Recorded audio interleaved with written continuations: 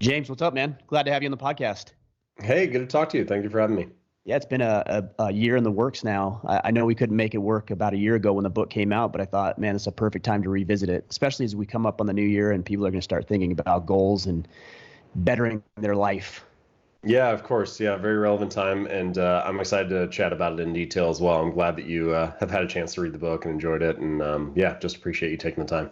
You bet, man. Yeah, I've actually gone through it twice. I told you right when it came out, I read the book, and then we are using this book as the book of the month in our Iron Council. So I listened to the audio version, which I like the audio version too because it was you. And anytime Hmm. the author is the one reading it, there's little nuances in the voice that you pick up that you can tell, okay, this isn't just some actor just going through the words. This is somebody who deeply cares about the work he's doing. Yeah, I that was part of the contract when we started. I knew I wanted to read it from the start, mostly for the reasons you just mentioned. Like you're going to emphasize different areas than maybe a voice actor would, even if they may be more professional and polished. I kind of wanted like the I don't know, just the emotion of the personality or the emphasis to be in the places that that felt right to me. Yeah. I also read the book out loud to myself a lot when I was writing it, so I feel like I I feel like I did the audiobook about 10 times, and just the last one was the one that was recorded. But yeah, anyway, it was fun to do all those different formats. How long did it take you to do the audio, the recording, the reading of it? It was about 3 days. They did a really nice job. So Penguin Random House published the book, and they have their audio team has like a group of recording studios that they work with for a lot of these. And so I had help in the sense that I had like a professional sound engineer, and there was even he wasn't like a voice coach, but he was like if we needed to look up how to pronounce somebody's name, or if we needed to look up I don't know, just like different things like that, he would like coach me along a little bit. And so Nice. that helped. And then, all they really need is one clean read through of each passage, and then they'll piece it all together so that it sounds great at the end. And I Right. think they did a really nice job. It took me a little while to get the pacing right. We had to redo the first chapter once I had gotten through everything because I went way too fast Too the first time fast. around. Yeah. But yeah. Anyway, it was good. It was a fun thing to do. I'm glad I did it. Yeah, that was the same similar process for when I did the audio version of my book. Is I sent in, I don't know, I must have sent in two or three chapters to our engineer, and he's like, "Yeah, you're just talking way too fast. You got to slow it down," which was really awkward to slow it down because I get excited. I talk fast because I'm Sure. excited about it. So I know. I felt like I was like a robot or something. The first reading of yeah, Atomic Habits was like tiny changes, remarkable results, and it's like nobody talks like that. You just need to, it just yeah. But we ended up getting there. well, the reason I like the book, I mean, among others, there's a lot of reasons, but I like the idea of atomic habits, which obviously we're talking about small habits, because I think what a lot of people believe is that these have to be big, grandiose goals and objectives and changes in our lives to create meaningful change. But the problem that I see with that is that if it's so large, it keeps a lot of people from starting because it's intimidating or they can't do it to the degree that they think they should. So they don't even start. And that's why I like the idea of atomic habits. Yeah, thanks. I chose the phrase atomic habits for three reasons. The first one is the one that you mentioned. Like the first meaning of the word atomic is tiny or small, like an atom. And I do think habits should be small and easy to do.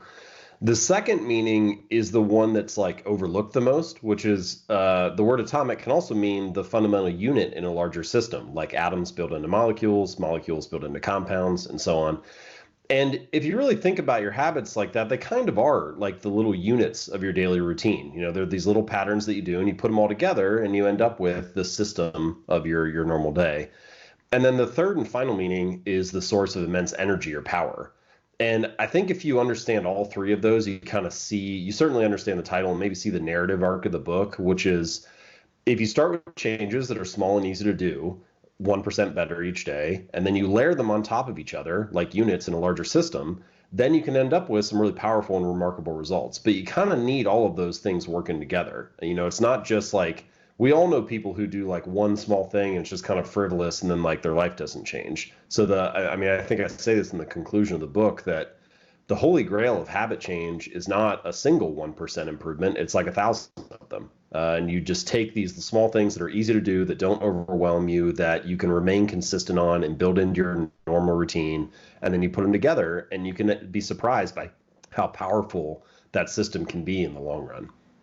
Yeah, you had mentioned Scott Adams in your book, and we actually just had him on the podcast. I think it was last week or 2 weeks ago, and he talked about this in his new book, Loser Think. What he suggested is that in order to be successful, it isn't just a one variable equation, right? There's so many different variables that go into it. And so what a lot of people will do is say, oh, that guy's successful because he can write really well. Well, that's part of the formula, but there's other things like he's disciplined, he's passionate about what he does, he spent countless hours researching. So there's a lot that goes into the equation that I think a lot of times just gets overlooked.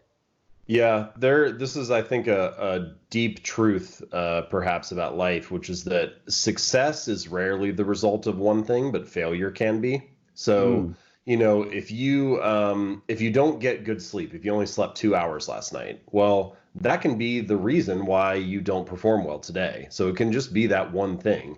But sleeping well each night does not automatically make you successful, right? It might be one thing that's part of the equation of success, but it doesn't instantly deliver better results. And so for things to go well, you kind of need, I like this, there's this complexity scientist named Joe Norman. He has this phrase, multitudinous harmony. And you sort of need that. You need a lot of things working in harmony in order to become successful in a given field. And any one of those things not working or being could be a point of failure. And I think that actually tells us a lot about how complex systems work. You kind of need a lot of things working together, but it also tells you a little bit about what your strategy can be like. You should really try to eliminate any single point of failure. You should try to have backup plans, redundancies, a margin of safety so that you can handle things when they don't go perfectly well. And that actually bleeds well into the strategies for building good habits, because this, I think, is another reason why it can be helpful to focus on a small habit to begin with. One question to ask yourself is like, what is a habit that I can perform 98% of the time without fail, no matter what the conditions? And if I can't do it, if I have to say, no, this habit's too big for me to be able to do that, then it's probably too big at the start. Now, that doesn't mean you can't scale up to that, but if you can't do it on the bad days, then it's hard for it to remain something that's stable and reliable over time. And that comes back to that idea of having a margin of safety and being able to kind of handle the chaos or the uncertainty that life throws at you. Well, I mean, not only that, but if you can't compound the results, I think that becomes a problem as well, especially when we're talking about small habits. If we use the analogy of baseball, which I know you played baseball, hitting a home run has great and immediate results. But getting on base and hitting a single or walking or whatever, that takes a little bit more effort compounded over and over again. So I think a lot of people will have a tendency of leaning towards the home run or the grand slam because they see the immediate impact of it versus some of the best hitters in baseball, Ted Williams, Tony Gwynn. These are guys that get on base every time they're up to bat. And these are the great hitters that we remember, the guys who are successful. Yeah, I think maybe this has been exacerbated or like multiplied by the effect of social media and the internet in general, but we live in a very results-oriented society. And I think part of that is things only become newsworthy or conversation-worthy typically when they are a result. You hear about the book once it becomes a bestseller. You hear about the Broadway show once it becomes a hit. You're never going to see a news story that is like, man eats chicken and salad for lunch today, right? It's like, it's only a news story once man loses 100 pounds. That's when it becomes worthy of talking about. And I think because of that, because we see results all day long in the news cycle, on social media and so on, we tend to overvalue the result. We tend to think that's the thing that really matters because it's the thing that's always in our face. But the truth is, many of your results in life, and certainly I should say just before I say this, obviously luck, randomness, uncertainty play a role in life, but so do your habits. And your habits are the only part of that equation that's under your control. And like the only reasonable thing that makes sense to focus on is the pieces that you can control. And so in that sense, most of your results in life, most of the things we so badly want that we so often see on the screen and on the news are a lagging measure of your habits. Like your knowledge is a lagging measure of your reading and learning habits. Your bank account is a lagging measure of your financial habits. Your physical fitness is a lagging measure of your training and eating habits. Even like the clutter in your bedroom is a lagging measure of your cleaning habits. And so for almost any field of life, the outcomes that you have now are the natural result of the habits and systems that preceded them. And this is the reason I mentioned Scott Adams in the book, is because he was the first person I heard talk about this difference between systems and goals. And it's been covered by many people. There's a great book from like 30 years ago called The Score Takes Care of Itself by Bill Walsh, who won 3 Super Bowls with the 49ers. And he basically says in that book, like, the goal for any team is to have the best score on the scoreboard at the end of the game. But if you spent the whole game looking at the scoreboard, that would be totally useless, right? You would lose every game. But if instead you focused only on your system, only on the way you practice, the way you recruit, the way you execute the plays, well, you'd actually win a lot of games that way. The scoreboard would take care of itself. And life is often like that. The results that we all so badly want will take care of themselves if you optimize the habits and the system that comes before them. Well, the other thing that's interesting about focusing on the systems, at least in my life, and I think you'd probably attest to this as well, is if you're so heavily focused on the scoreboard, then the ends may justify the means, and the means may not have been productive in other facets of your life. But if you focus on the means, not only you're going to produce the results you desire, but you're probably going to produce a lot of beneficial unintended results as well, just by the nature of you improving your habits and it corresponding and correlating with other avenues of your life. Yeah, that's a great point. And everybody has different ethical and moral standards and so on. But if I look back on a lot of the dumb mistakes that I've made running my business over the last decade or so, almost all of them are related to chasing the result too soon and not focusing on the means or the process. If I just would have been patient, then I probably would have got there without as nearly as much struggle or heartache or whatever. Yeah.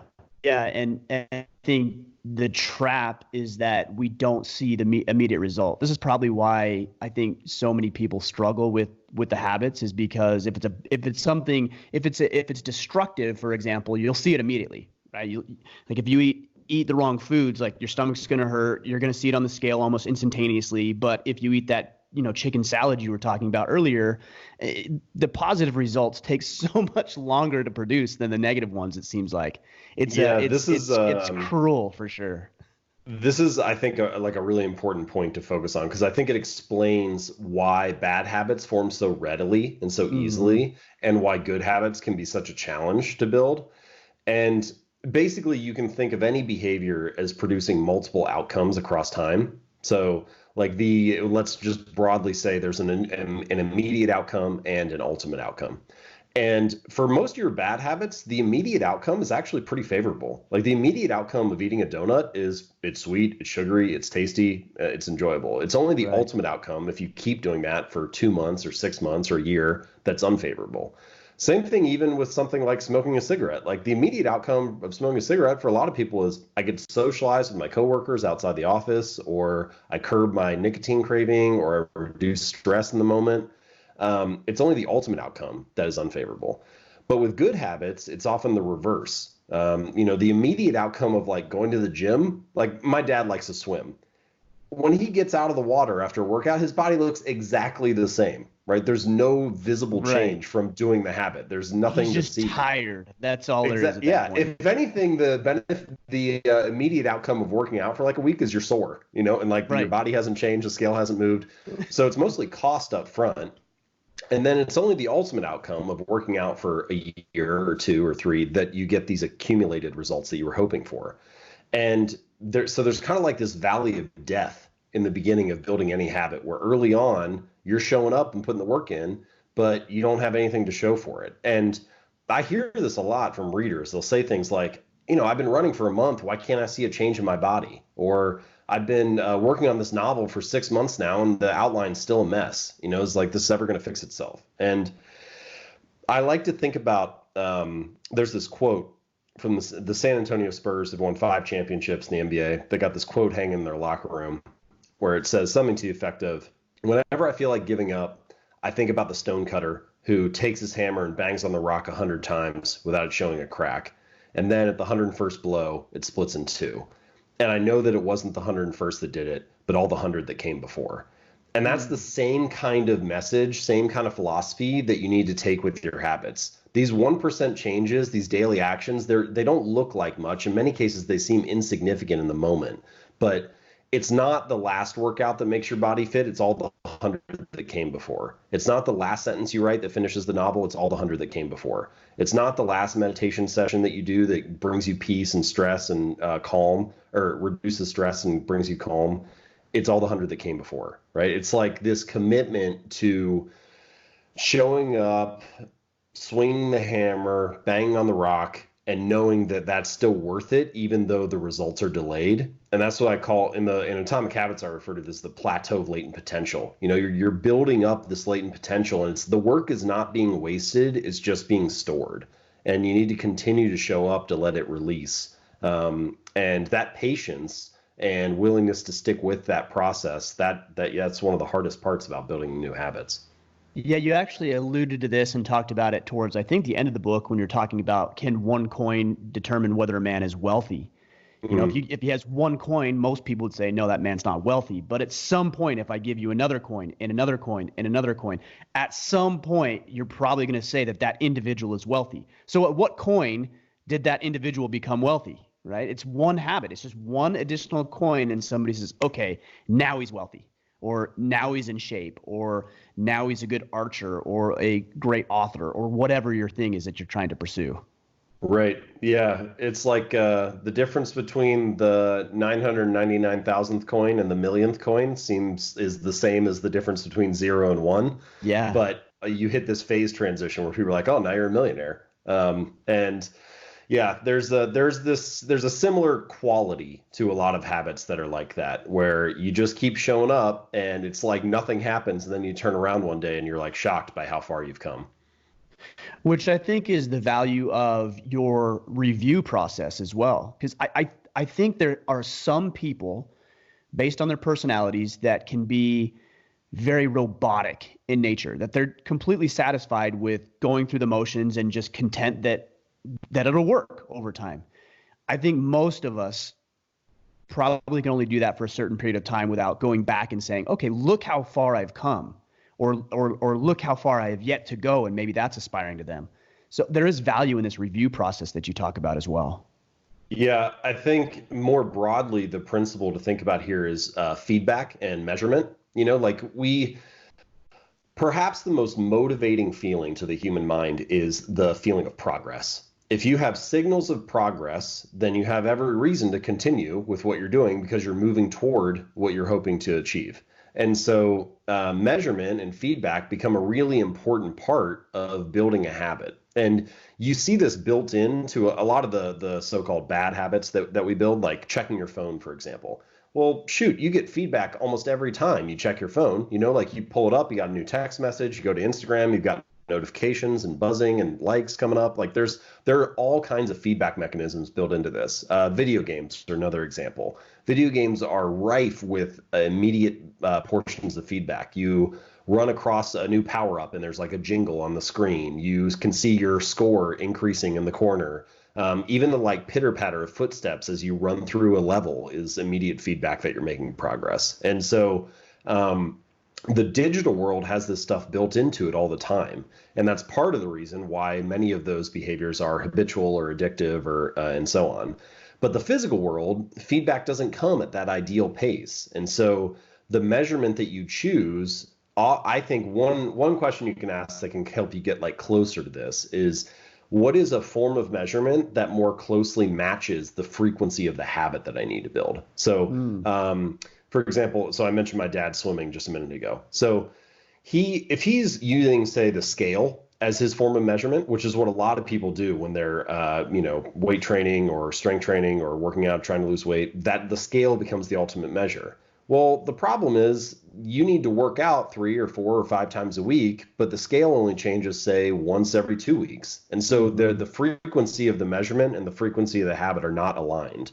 Whereas what my dad does, he gets out of the pool and he pulls out this little pocket calendar and he puts an X on that day. And so this is just a basic form of a habit tracker. And that X is just a small measurement. It's not a big thing, but it does give him a signal of progress that matches the frequency of the habit. Every time he does it, he gets another X. And every time he gets another X, he builds up that streak. And so that little visual cue, that little signal of progress, gives him another reason to show up again the next day. And there are all kinds of ways to do this. Like in my business, I do a weekly review where every Friday I review revenue and expenses and profit, email subscribers, website visitors, all that kind of stuff. And that's a quick enough feedback loop that if something goes wrong during a given week or something's off, I'll catch it. But it's not so rapid. Like, I don't need to be checking that stuff every day because then I'm just wasting time looking at numbers when actually I should be doing work. And so figuring out the right pace for each area of your life requires a little bit of thought. But I do think that in that way, feedback and measurement can be really helpful. With your father's example, does checking the box off or a calendar or whatever it is, or some sort of tracker, does somebody get accustomed to that to the point where that's no longer rewarding or even significant to them and they need to change that reward system? That's a great question because there are some kinds of feedback that definitely fall into that category and other kinds that don't. And I'll talk through the difference here for just a minute, but I'm not sure that I fully understand why some are one way and some are another. So for example, this is a form of feedback or measurement that I use. So I don't do the X's for my workouts, but I do write down every set that I do in the gym. So I have a little workout journal. And so after each set is completed, I write it down. Boom, that's a little bit of feedback. You completed the set. Now move on to the next one. And I really enjoy doing that. I've resisted using a phone app to track my workouts. I actually like the physical writing it down for that particular habit. Although, of course, I use spreadsheets for business and a bunch of other stuff. So you may have to find the right style for you. But that's an example of one that I have not become bored with. But then I used MyFitnessPal to track calories and what I was eating for a period of time, for I don't know, a couple months or something. And unlike every other app on my phone, I was like, all right, I haven't done this. I should download this app. I'm going to turn notifications on so it reminds me to track them for each meal. And I did that. And I would say probably within 48 hours, I began to ignore all the notifications. It would come up and I would just be like, who cares, and move. And so that's an example of like feedback or measurement or a nudge or a cue, whatever you want to call it, that immediately I became desensitized to. Mm-hmm. And so I'm not sure why the tracking works for my workouts, but it works less so for my nutrition habits. There's probably something to like, how much do you genuinely care about the progress that you're making? And the truth is I care much more about my training in the gym than I did about tracking the calories. And so that probably plays a role, but it is interesting that sometimes you can find, and maybe this is the answer, that you need to experiment with yourself to find what forms of measurement you do care about, what feedback is useful and interesting to you, and use that to drive yourself forward, rather than just doing something because society tells you, hey, you should be tracking your calories or whatever. And I think a lot of people do that. They live their lives by borrowed goals. They measure themselves by borrowed metrics. And like, just because everybody else is saying that's what you should use doesn't mean that's what's right for your situation. There's a certain level of self-experimentation that is required to figure your habits out and to optimize your performance. I think there's value in that. If you're looking to other people that you're motivated and inspired by, I think it's a great starting point. Right. So it's an inferior way of doing it. Maybe it's a lower tier of doing it. So if I want to get in shape, for example, and I'm inspired by you or somebody else that I'm following online, I think that's a great place to start and say, okay, well, what is James tracking? What is this guy tracking? I'm going to do that. But at some point, it seems like you ought to level up and say, okay, well, what James is pursuing is slightly different than what I'm pursuing, but at least it's getting you on the path. I think there are two thoughts that came to me as you're talking through that. First is all humans are wired to imitate. You can't get around it. It's how we survive. It's how you learn language. It's how you learn what to do. Like, why did you learn that you should ring a doorbell when you walk up to a house? Nobody ever told you that. You just learned that's what you do when you walk into a house. So you imitate what you see other people, the way you see people acting. Mm-hmm. And all that that happens like in an endless, almost infinite array of ways throughout life and daily work. So we're wired to imitate. And for that reason, I think questions like what I just said, are you borrowing from somebody else or is this right for you? that level of self-awareness is good to revisit because your default is imitation. You're always you're gonna do that without having to think about it. So you might as well use self-awareness and questioning as a way to try to balance it out. So I think in that way, that's useful. I lost the second point. I can't remember what it was, but maybe it'll come back to me. Yeah, I'm sure it will. Yeah, I think there is value. A lot of the times we hear like, don't compare yourself to other people, and I understand what people who are saying that are saying, and I get what you're saying too. But I also think that if I look at somebody who I have aspirations to perform like, then there's actual value in saying, okay, well, this guy's performing to this standard, and as a way of looking at it and seeing what potential there is in myself. So maybe not comparing myself to his worth necessarily, but to their performance as a metric for what I am potentially capable of as well. Right. And so that reminded me of the second point I was going to make, which is comparison and imitation can be quite useful, I think, if it's kept in the right frame or within the right scale. So the way that I like to think about it is comparison is like the teacher of skills when you compare narrowly. So compare how should I do this squat technique? What is their email marketing strategy? What is the best way to cook a hamburger or grill a steak? That's like a very narrow form of comparison.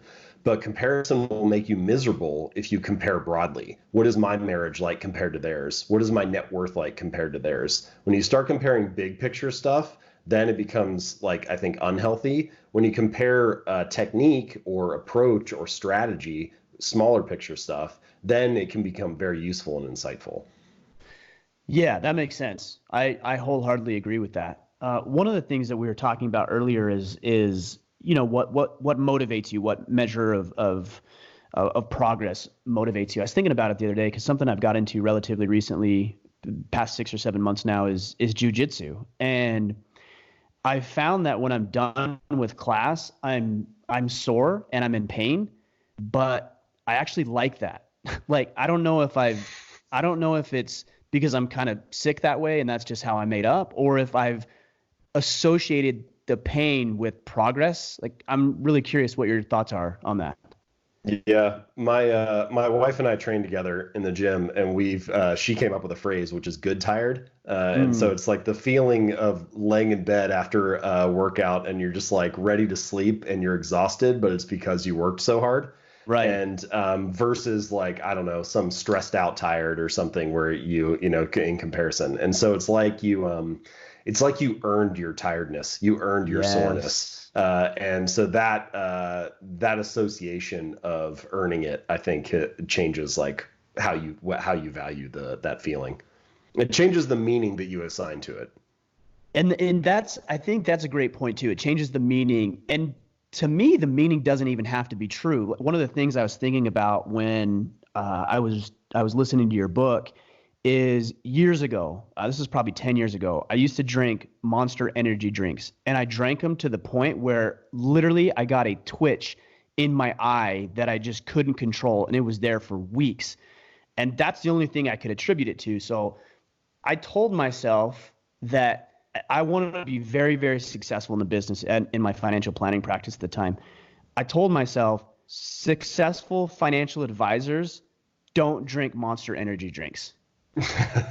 And whether it's true or not is irrelevant. I don't think the story has to be true, but that story that I created and the meaning I assigned to it worked, and I have not had a Monster energy drink since. I haven't even thought about it or had a desire to. You know, I talk about this in chapter 2, this idea of identity-based habits. Once your identity, the internal narrative that you have, becomes tied to a behavior, it becomes much easier to either avoid or stick with that behavior. So in your case, look, I really want to be a successful financial planner, and successful financial planners do not drink Monster. That becomes much easier to avoid once you have that narrative instilled, once you adopt that identity.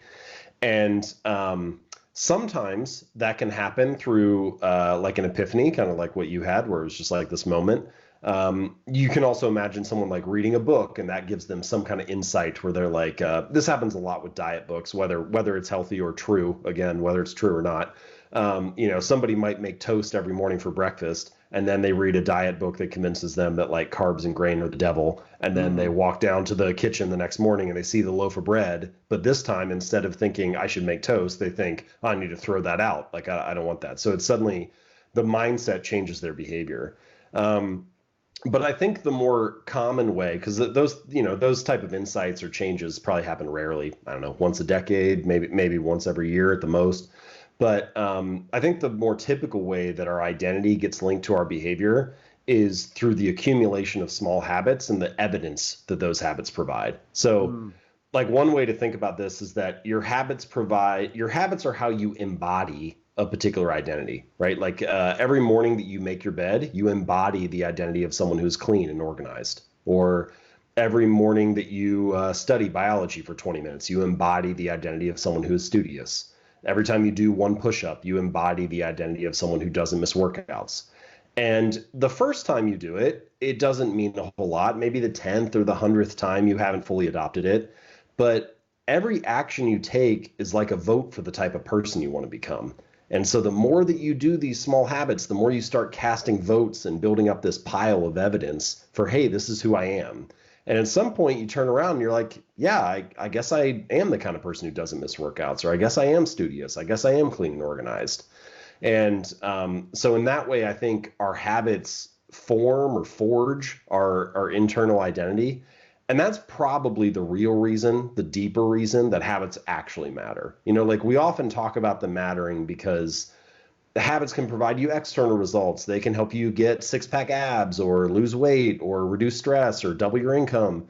And yeah, it's true. Habits can do all of those things, and that's great. But the real reason that they matter is that they can reshape your sense of self-image. Like true behavior change is really identity change. Because once you look at yourself in a new way, you're not even really pursuing behavior change anymore. You're just acting in alignment with the type of person you already see yourself to be. You're not, and you hear people say that. They're like, yeah, I used to have to convince myself to work out, but now I just go to the gym every week because that's part of what I do, or like, oh, it took a lot of effort to meditate early on, but like now I'm a meditator. And the powerful and also the dangerous thing about this is that it's a two-way street. It can go either way. Your identity can either build you up or cut you down. It's like this double-edged sword. And so sometimes we latch on to healthy identities, like I'm the type of person who doesn't miss workouts. I'm the type of person who finishes what I start. I'm a writer. I'm a meditator, whatever. But sometimes we latch on to negative identities, like I have a sweet tooth, or I'm bad at math, or I'm terrible with directions, or I can't remember people's names. And these are all stories that we tell ourselves that then our behavior starts to reinforce and back it up. And so I think in the long run, what we're really looking to do, and this is maybe like the deeper message behind Atomic Habits, is that if you make these small 1% changes, you make these little improvements, and you start to cast votes for being that new kind of person, then you start to realize what the real objective is. The real goal is not to run a marathon, it's to become a runner. The goal is not to like do a silent meditation retreat, it's to become a meditator. And whatever the identity is that you want to build, your habits are the pathway to building up evidence and proving to yourself that, hey, this is like part of my story now.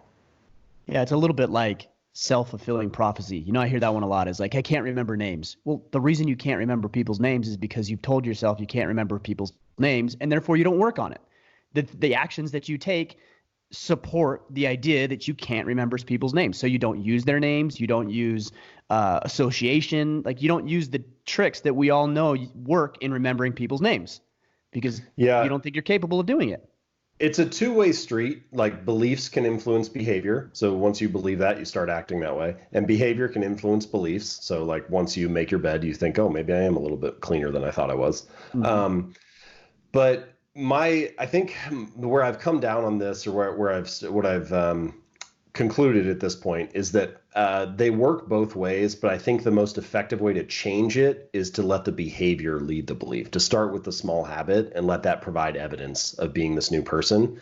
Because you hear the opposite a lot. You'll hear people say something like, fake it till you make it. They'll say like, tell yourself, that you're this kind of person, and then you start to act that way. And I don't necessarily have anything wrong with fake it till you make it. It's, it's asking you to believe something positive about yourself, but it's asking you to believe that without having evidence for it. Right. And we have a word for beliefs that don't have evidence, right? We call it delusion. Like at some point, your brain doesn't like this mismatch between, oh, I keep saying I'm a healthy person, but I'm not going to the gym.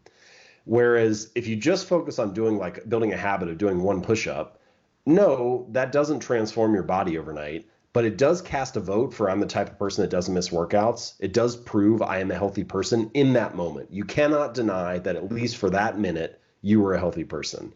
And I think there's something powerful about having evidence to remember rather than a belief to try to convince yourself of. Well, I think the evidence is powerful because the alternative is what you said, where you are a little bit delusional. And then what I've experienced in my own life is that I'll tell myself, well, I am a runner because I want to be a runner, for example. And then the other side of my mind says, no, you're not. You're not a runner. Yeah. And now I have this internal dialogue that's conflicting with each other. And I'm just finally toss up my hand and say, fine, I give up. Yeah, we have very good BS meters, right? Like, totally. It's you know you're trying to convince yourself, right? And so I think just doing it, even if it's in a very small way or smaller than you hoped, it helps get around that part of your brain. And it's like, no, look, this is actually true, even if it was only for 10 seconds. Well, and I think that just do it thing is accurate. Just do it. But at the same time, people who aren't able to establish these habits think that that's not practical or not good advice. And that's why I like what you talk about. It's like, you don't need to go in and do an hour powerlifting session. You just need to put your shoes on, or, you just need to get out of bed 5 minutes earlier and do 10 push-ups first thing. And anybody can do that and start moving in the right direction. Yeah. This is one of the strategies I mentioned in the book, which I call the 2-minute rule. It basically says, take whatever habit you're trying to build and scale it down to something that takes 2 minutes or less to do. So like, running 4 days a week is put on my running shoes, or read 30 books a year is read 1 page. And sometimes I tell people that and they resist it a little bit because they're like, okay, I get what you're saying, but like, I know the real goal is to go for a run. I'm not just trying to put my running shoes on each day. They don't want to trick themselves. Yeah, basically they're like, if this is some mental trick, then like, why would I fall for it, basically? Mm-hmm. And I get where people are coming from, but so I have this reader, his name's Mitch. He ended up losing over 100 pounds, and I mentioned him in the book, but for the first 6 weeks that he went to the gym, he had this rule for himself where he wasn't allowed to stay for longer than 5 minutes. So he would get in the car, drive to the gym, get out, do half an exercise, get back in the car, drive home. And it sounds silly. If you tell somebody that, it sounds ridiculous. You're like, this is clearly not going to get the guy the results that he wants. But if you step back, what you realize is that he was mastering the art of showing up, and I think this is like a deeper truth about habits people often overlook, which is a habit must be established before it can be improved. Like it has to become the standard in your life before you can optimize or expand it. And so often we're focused on finding the perfect business idea, the best workout program, the ideal diet plan. We're like so focused on optimizing that we don't give ourselves permission to show up, even if it's just in a small way. But the truth is, if you can't master the art of showing up, there's nothing to optimize. There's no raw material to work with, And so I think in that way, the 2-minute rule or whatever strategy you want to take, mastering these small habits and finding a way to like integrate that into your life, casting these little votes for this new identity, it's actually much more powerful than you may realize, because now you've got a chance to expand and upgrade while you're also reinforcing this new kind of story or this new type of person you want to be. Yeah, for me, one of the things that's worked well is just keep going. Just keep going. So an example, I'm not running so much anymore, but about a year ago, I was really running a lot, and I've never really enjoyed running all that much. I never really found value in it. But I wanted to run. And I remember thinking as I was running a mile, I'd say, okay, well, I'm tired. I want to stop. My mind would want me to quit. And I'd say to myself, I'm just going to run to that, that light post that's 40 yards away. And then I'll decide if I want to quit. And what I realized when I did that is I'd run to the 40 yards and I'd get to that point. I'm like, maybe I can run to that next light post, which is 60 yards. And it would even though I knew what I was doing, I was trying to hack my way through it. For whatever reason, that building of momentum just kept me going and going and going. And I ended up, doing fairly well with it. Yeah, that's a great example. I had a similar strategy when I was training. I had a really heavy, high volume workout load last summer. And it was just, I don't know, it was just brutal. And if I looked at the whole workout, I was like, there's no way I'm going to be able to do this today. Like, I do not feel like I'm up for it.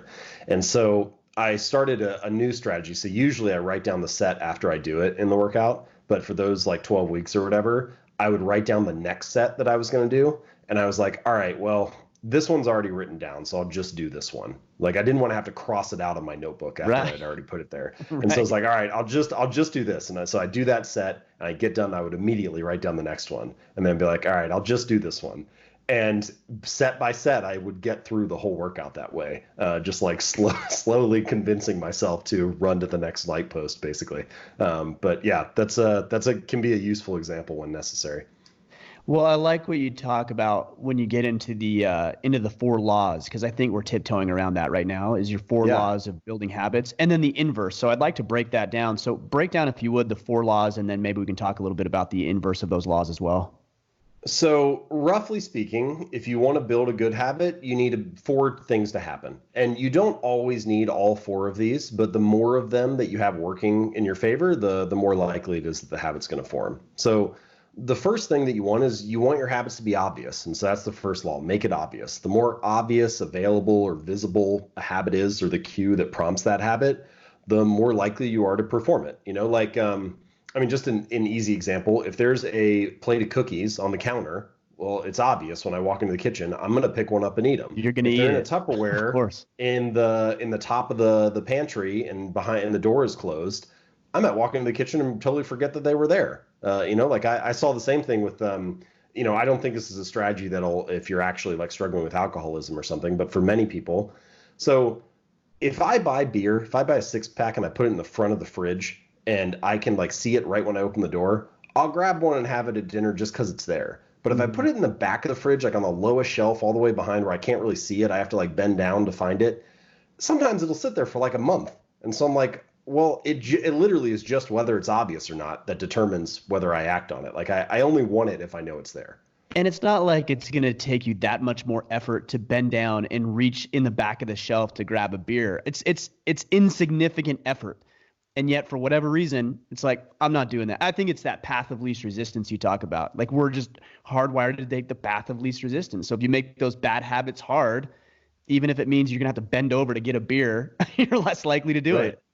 It's surprising how true that is. In this case, I think it's what gets your attention. And so it doesn't have my attention if I don't see it. And then I move on and I do other stuff. So anyway, the first thing you want is you want your habits to be obvious. Second thing that you want is you want them to be attractive. The more attractive or appealing a habit is, the more likely you are to perform it. And we can go through some examples of these in a minute. And then the third thing that you want is you want to make it easy. The easier, simpler, more convenient, frictionless a habit is, as you just said, the path of least resistance, the more likely the habit is to occur. And then the fourth and final thing that you want is you want to make it satisfying. The more satisfying or enjoyable a behavior is, the more likely you are to repeat it again in the future. And not every behavior in life is satisfying. Sometimes things have a consequence, sometimes they have a cost, sometimes they're just kind of neutral. But if a behavior is not rewarding in some way, it's unlikely to become a habit because your brain learns, like, why would I repeat this again? I don't have any reason to, to remember this or to mark this experience. So those are the 4 laws of behavior change. Make it obvious, make it attractive, make it easy, make it satisfying. Now, as you mentioned, these are the 4 that you can follow for building a good habit. If you want to break a bad habit, then you just invert those 4. So, I mentioned like the cookies are on the counter. Well, now they're obvious. And so I'm more likely to fall into it. But if I want to break the bad habit, then you want to, instead of making it obvious, you want to make it invisible, hide them, put them in take them out of the house would be the ultimate version. But also you could, like I said, put them in a Tupperware container on the highest shelf or the lowest shelf, behind a door or something like that. Rather than making it attractive. Can I stop you on that one real quick? Oh, yeah, sorry. I thought you were going to move on to that. I just wanted to bring something up is because I've heard guys say, and this is a really interesting thought. I'm curious if you've heard this, is that somehow, let's talk about alcohol, is just not having alcohol in the house, for example. I've heard some people refer to this as weak because it's not exercising their willpower and it's just putting systems in place not to be tempted at all. So it's actually a form of weakness. I don't agree with that. It's just something I've heard, and I'm curious if you've heard things like this as well. Like somehow that it has to be hard, that it has to be hard in order for it to count or something. I don't know. I would say that you need to be taking on bigger challenges in your life if that's how you're measuring whether or not it's strong or weak. Like the truth is, like do something more ambitious then. If the way you measure your strength is like, oh, I'll just keep a temptation in the house, right? I'll keep alcohol around, and then it's like, come on, there are way more, way more ambitious, stronger things to do. Like prove your strength in some other way, some more valuable way, some more, meaningful way. Good point. There's a chapter in the book called The Secret to Self-Control. And I think it's chapter 7. And basically the punchline is that a lot of the self-control research shows that people who exhibit high self-control and people who exhibit low self-control actually don't differ that much. The primary difference is the people who exhibit high self-control are tempted less often. They design an environment where they're not surrounded by that. They just design an environment for success.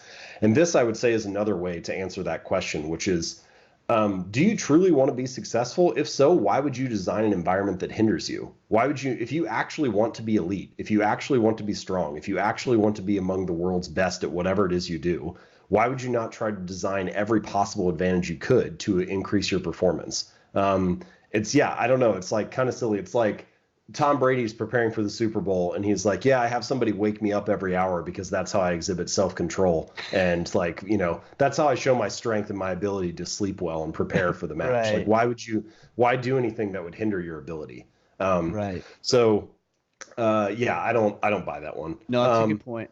I'm actually reminded of there's studies that have shown that children with there's a correspondence between the amount of books in a child's home and their level of intelligence or relative success as they get older. And I thought it doesn't have to do with the number of books.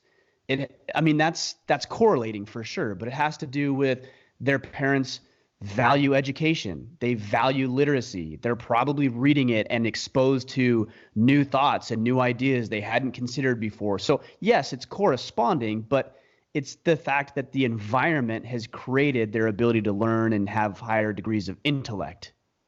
I think as I'm thinking through this question more, I'm realizing what many of these people might be referencing is the idea that like, we don't want to live in an environment that's soft. We want to be tested. I want to be like stressed and strained so that I know that I, can achieve that things or whatever. And that general principle, I think, is true. I just don't think that's the way to apply it. I don't think the way to like test yourself is to keep temptations around. I think the way to test yourself is like try to do more challenging things. And another way to phrase this that I think about sometimes, like my parents, when my parents were my age, so I don't have kids yet, but when my parents were my age, they had 3 kids, and my sister, the middle child, was 3 years old and was diagnosed with leukemia. And so when they were my age, they didn't need to find ways to test themselves. Life was testing them enough anyway, right? Mm-hmm. They had 3 kids and one with cancer. Sure. Whereas when there are other periods of life, other seasons of life, when life doesn't test you as much. And so the philosophy that I have now is when life doesn't test you, test yourself. When life doesn't challenge you, challenge yourself so that you can handle it when life does. Because we're all going to have things that come our way occasionally. And that part of, if this is part of their argument, that part is true. You don't want to be soft when you need to be tough. You want to be prepared for the battles that life throws at you. And I think a good way to do that is to challenge yourself when it's easy. Like there's I think it's a Japanese saying, the samurai used to say, when the battle is finished, tighten your helmet. And it's basically like, yeah, when things are easy, when it's quiet, when it's peacetime, that's when you need to train, because there's going to be a time when you'll be glad that you did. Right. And so that part of the philosophy I agree with. I just don't think that particular approach of keeping temptations around is the best way to employ it. It reminds me when we recently moved to Maine, and pretty quickly we got dubbed the weird workout people. I heard that people called us the weird workout people because we'd work outside, like we'd run up and down the driveway and pound on a old tractor tire, and we'd work out. And I thought, well, that's weird. Like, what, these people don't work out? Like, I don't understand. Why is this so strange that we're working out? And the more I thought about it, I thought, these are hardy people. Like everybody, my neighbors are hardy. They're tough. They're resilient. They're strong. They're big people.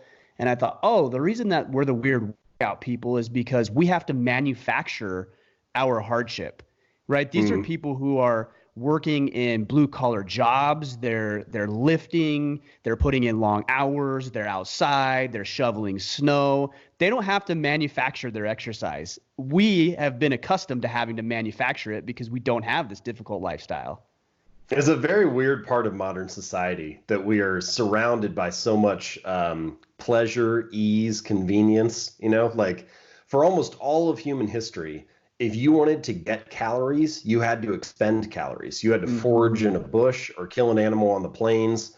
Now you can just sit on the couch and tap a button and someone will bring the calories to your door. Right. And so that is like a very strange divergence from what our ancestors have done. And that convenience, that level of convenience has pervaded many areas of life now. And so, yeah, we do have to manufacture hardship or challenge or whatever. And I don't know that doing it just for its sake. I don't know if there could possibly be some value in that. I mean, why do people run ultra marathons? Nobody has to do that, but they get some meaning out of it. But yeah, there's definitely a balance there. There's definitely something to be said for manufacturing that challenge.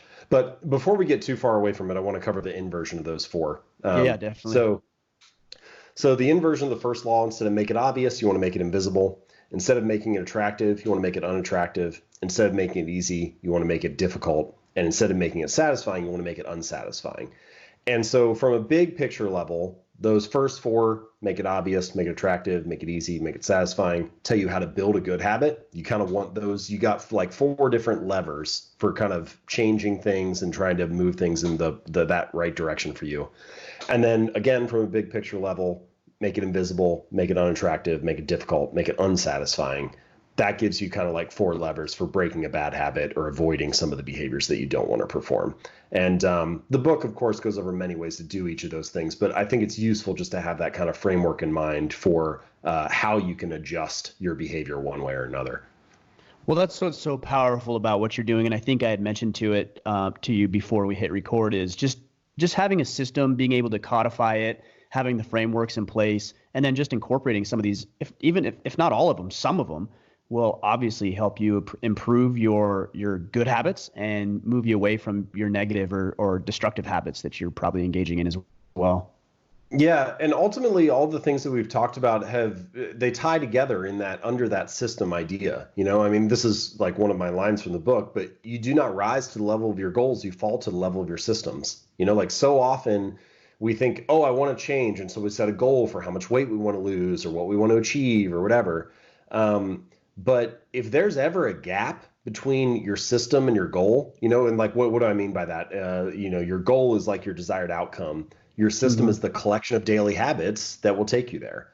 And if there's ever a gap between the desired outcome and the daily habits always win. The system will always beat the goal if there's a difference between the two. And in fact, you could probably say your current results, your current habits are perfectly designed to deliver your current results, right? Like by definition, whatever system you're running right now is what has carried you to this place. And so in that sense, using those four laws, it gives you a framework for adjusting your system, for altering those daily habits that ultimately can carry you to this new destination. And that's why I like that question. Can my current habits carry me to my desired future? And if they can't, if your current habits can't carry you there, if the current system is not running you toward that path, toward that outcome, then something needs to change. And what needs to change? I think the answer lies in those four laws. Well, you need to make it obvious, you need to make it attractive, you need to make it easy, you need to make it satisfying. Yeah, it makes sense. I think the greater that gap is, I think that's where a lot of heartache and frustration and depression and contention lie. If there's a gap and disparity between your objectives and your current reality, that's where a lot of men get hung up, and then they start to feel bad about themselves, and it spirals out of control. And it's like, bridge that gap, try to shorten that gap between what you're doing and then what it's actually producing in your life. Yeah. Desire is the space between where you are and where you want to be. And the wider that space gets, if it gets too big, then it transforms from desire to frustration or depression or anger, annoyance, whatever. And so I think you're right there. James, I want to be respectful of your time. I know you got a hard stop. Let me ask you a couple additional questions. The first one is, what does it mean to be a man? It's obviously it's a big, deep question. I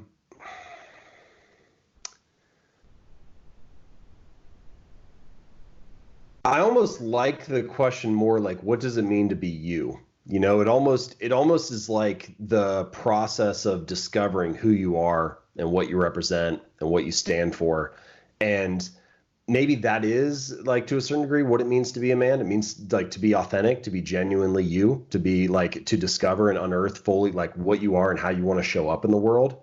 And a lot of the qualities that we typically attribute to great men, whether it's strength or providing or perseverance or competitive desire, intellectual ability, performance, leadership, a lot of those things rely on you discovering what your true qualities are and how you can show up to the best degree. And once you have done that, like kind of inner work, that is when you have the chance to perform all those stereotypical roles of being the leader, of being the provider, of being the strong person, whether it's mentally or physically. And so I think it's more a process of self-discovery than anything else. Right on. I like it. Well, how do we connect with you? Obviously, I'm going to recommend that the guys go pick up a copy of Atomic Habits, whether it's the book or the audio version. I know you've also got a great newsletter that you send out every week, but let us know how to connect with you and learn more. Yeah, sure. So if you want to get more about the book, it's called Atomic Habits, and you can just go to atomichabits.com.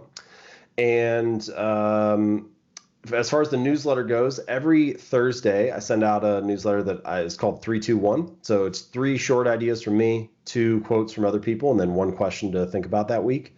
And you can get that at jamesclear.com/newsletter. And you can also poke around, click on the articles. They're organized by category, see what interests you. But yeah, all that stuff and social media links are all at jamesclear.com. Right on. We'll sync it all up. Appreciate you, and I've been looking forward to this conversation. It did not disappoint. I know it's going to be valuable for the guys listening, so thanks for taking your time. Yeah, of course. Thank you so much. Good chat.